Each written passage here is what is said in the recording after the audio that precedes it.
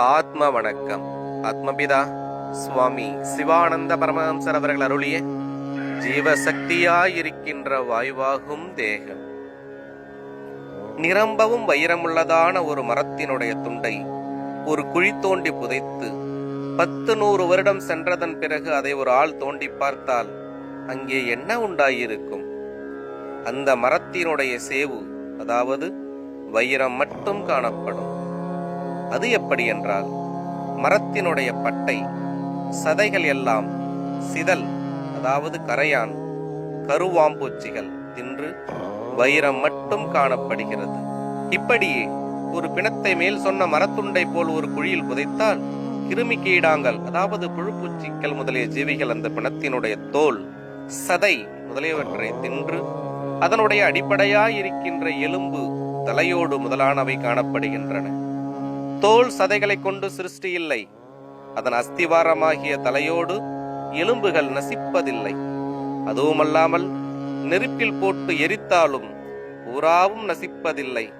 அது ஏனென்றால் தீ இடுக்கியினாலோ மற்ற கருவினாலோ அந்த நெருப்பில் இருந்து அதன் எலும்புகளை பொறுக்கி எடுக்கிறார்கள்.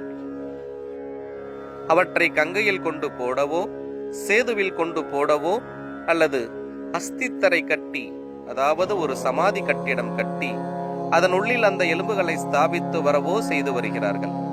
இவ்விதம் பார்க்கும் போதும் யோசனை செய்யும் போதும் ஜடம் நசிக்கின்றதோ அல்லது ஜடத்தை பூராவும் நசிப்பிக்க முடிவதோ இல்லை என்று தெரிகிறது.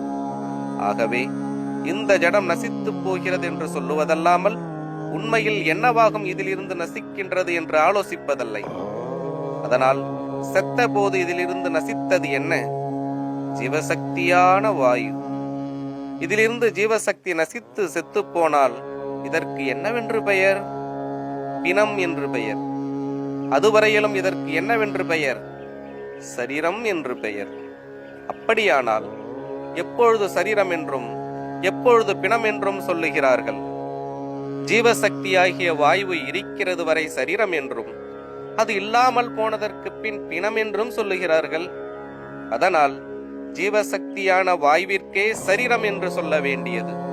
அந்த சரீரமாயிருக்கின்ற வாயு இந்த ஜடத்தில் நிலைத்திருக்கும் காலம் வரையிலும் சரீரம் என்றும், எப்பொழுது இந்த ஜடத்தில் இருந்த அந்த வாயு நாசமாகி தீர்ந்து போகின்றதோ அப்பொழுது பிணம் என்றும் சொல்லப்படுகிறது. ஜீவசக்தியாயிருக்கின்ற வாயுவாகும் தேகம் தொடரும். ஆத்ம வணக்கம்.